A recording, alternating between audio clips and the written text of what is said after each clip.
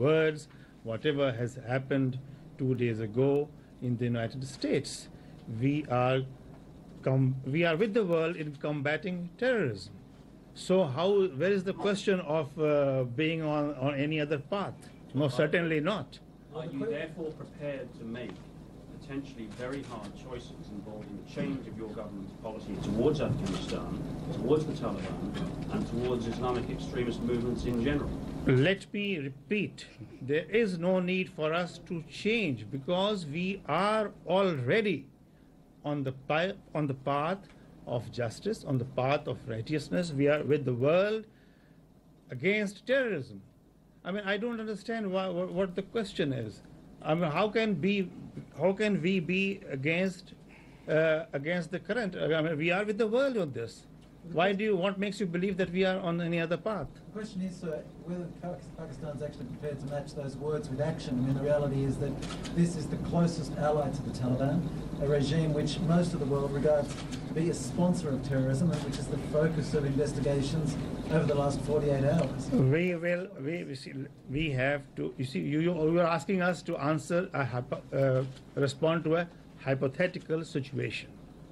The General just said a little while ago that there has been no specific demand from any quarter.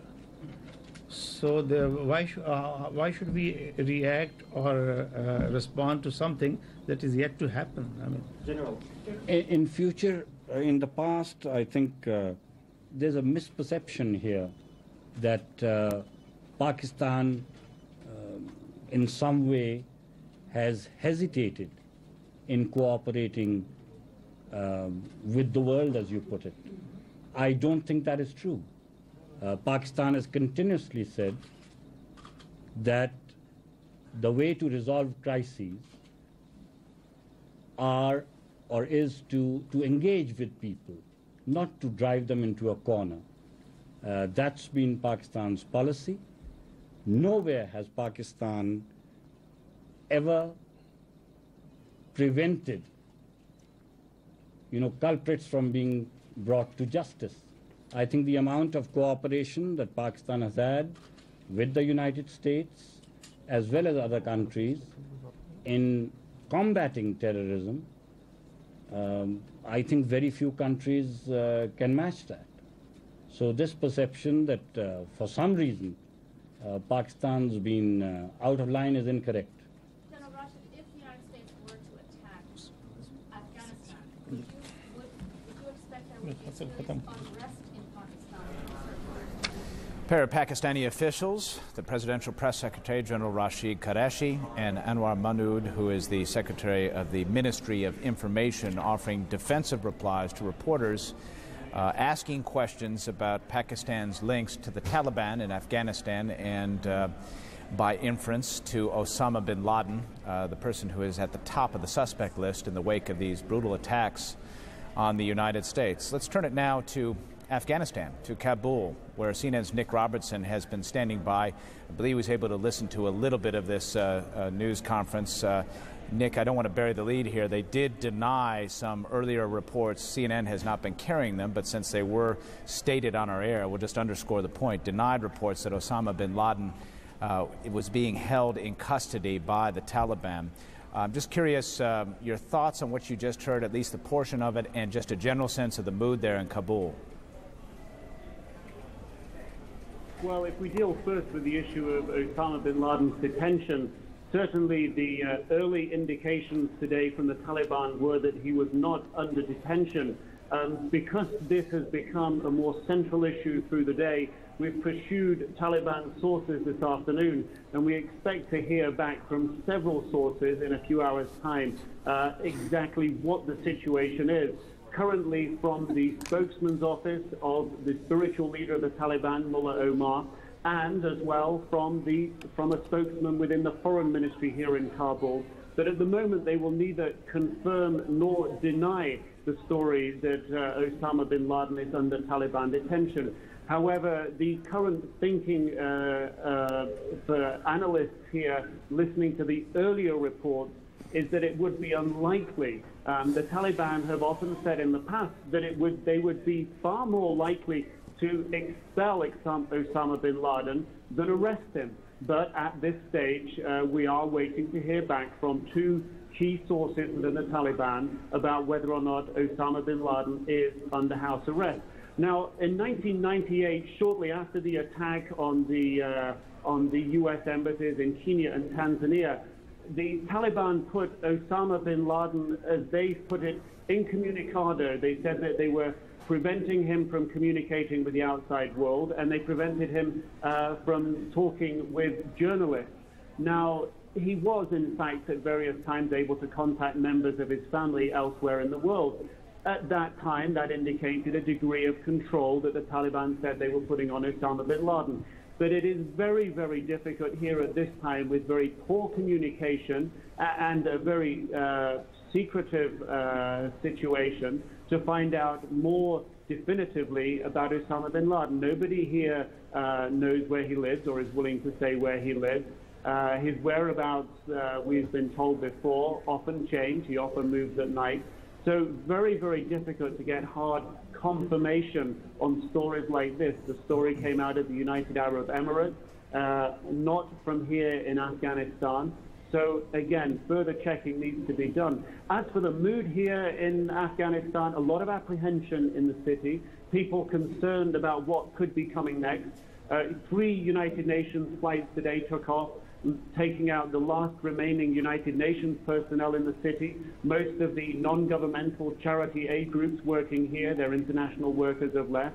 And the majority of the workers, international workers from the International Committee from the Red Cross, have left as well. And that's leaving a lot of people here wondering exactly what's going to happen next. For them, that's a bad omen when they see the international workers here packing up and leaving, Miles.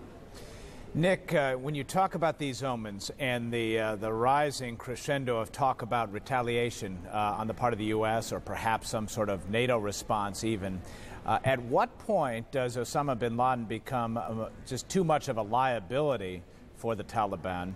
And I'm cognizant of the fact there is no extradition treaty with the U.S. If that were the case, where might he be sent? Well, between Afghanistan and Pakistan, there are extradition understandings. Pakistan has told the Taliban before of various individuals they want for crimes committed in Pakistan who they believe are in hiding in Afghanistan, and some of those individuals have been handed over to Pakistan before. Is that likely in the case of Osama bin Laden? The roots and the ties that bond the Taliban to Osama bin Laden are very, very strong, and one should not underestimate them. And they go back to Osama bin Laden's role here in Afghanistan during the Soviet occupation in the 1980s. He played a key role in helping organize, in helping finance not only the military machine, but also the logistics support of the Mujahideen fighters that were at the time being supported by the United States as well, to help drive out the Soviet occupation that finally ended in 1989. So Osama bin Laden is owed a debt of gratitude in the Taliban eyes by Afghanistan. So when he sought sanctuary here in 1996, the Taliban felt obliged to give it to him. And many of his spiritual ideas would be in keeping and along the lines of the ideas of the Taliban. There are a lot of issues to bind them together. Afghan hospitality is extremely generous, almost to a fault, willing to befriend people that they would see in trouble. The Afghans are a very friendly people, and indeed the Taliban culture. They are ethnic Pashtuns. They come from the southeast of Afghanistan, close to Pakistan, and it is a very friendly and warm, generous tribal spirit that they have that puts out of a hand of friendship to people they see in need. So in those terms, there's a very strong tie between us. Unlikely, it would seem at this stage, perhaps to be moving towards handing them over. CNN's Nick Robertson offering us some excellent insights and context from Kabul, Afghanistan. Thank you very much for being with us. And we will, of course, stay in close contact with him as events progress. Let's send it back to New York City and Paula Zahn. Thanks so much, Miles. As you know, many Americans now are sort of either in this, well, their state of shock or their state of numbness is turning into a state of anger, wondering how this could have happened in this country of ours. And we're going to turn now to William Webster, who is not only the former head of the FBI, but the CIA as well. Good to see you again, sir. Thank you very much for joining us this morning. Mr. Webster, you know now are probably sensing some of the anger of Americans. Did the U.S. government let Americans down? That's a question that I think will have to wait a more reasoned time of judgment.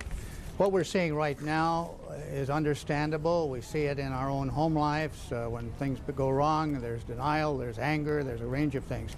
What I want to see and what I clearly think we are seeing is resolve. Resolve to take care of the victims, resolve to find out who was responsible, resolve to run that. You see the fast-breaking news all over the country and indeed around the world. Resolve, once we have clearly identified them, to have an appropriate response for a great nation determined to protect our freedoms and freedom around the world.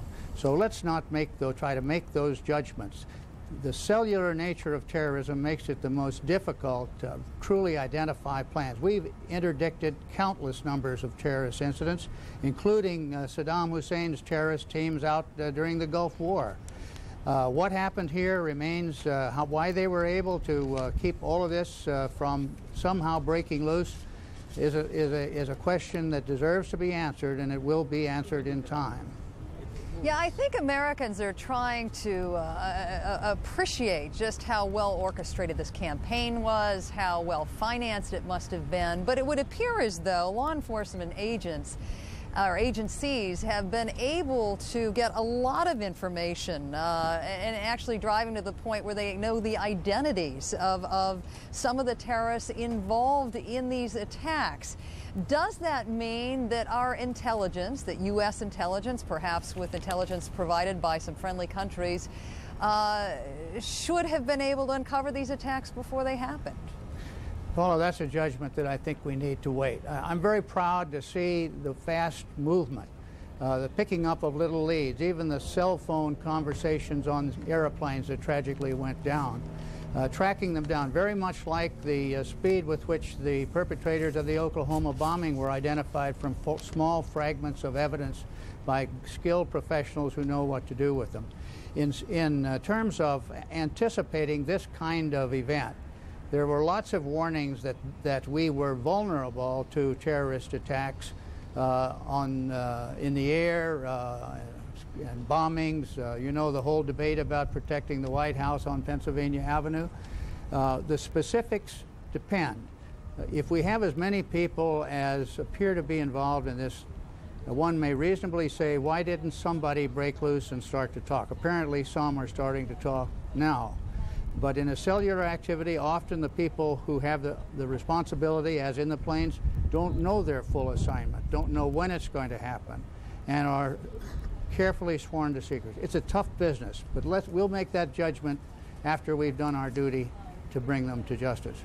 Mr. Webster, one last question for you. Intelligence officials have intercepted calls after Tuesday's attacks on the United States from members of a terrorist ring called Al-Qaeda, which is supported by Osama bin Laden. Excuse me, I've been talking a long time this morning. I lost my voice. But how much is actually known about this group?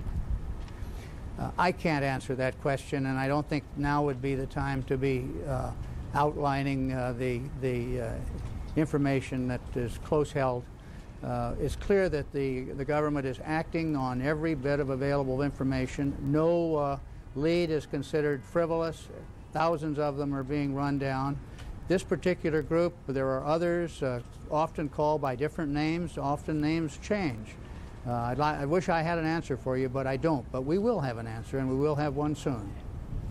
And in fact, I think that the Secretary of State indicated yesterday that if and when they have those answers, that this won't be a campaign that will be over quickly to deal with either the perpetrators of this or those countries or groups that have harbored these. Mr. Webster, William Webster, thank you very much for joining us. We appreciate your perspective this morning. Thank you, Paul. I need to tell you that here in New York City, as you can see from this shot, the smoke plume continues to hang over the city. The EPA telling us now they have tested for levels of various dangerous particles in the air. They do not exist. Nevertheless, a lot of folks working in that horrible destruction area are walking around with masks, among them Michael Okuda.